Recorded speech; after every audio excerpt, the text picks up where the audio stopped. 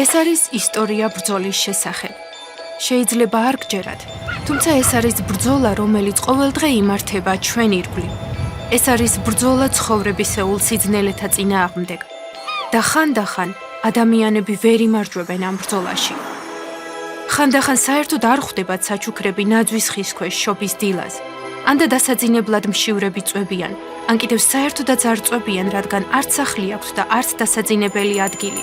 თუმცა არსებობს არმია, რომელიც ერთგულად იბრძვის მათ გვერდით ამ ბრძოლაში. ისინი ბევრ დიდ თუ პატარა ქალაქში არიან. ზარი მათი საბრძოლო ყიჟინაა, მათი იარაღი კი იმედი, სიკეთე და თანაგრძნობაა.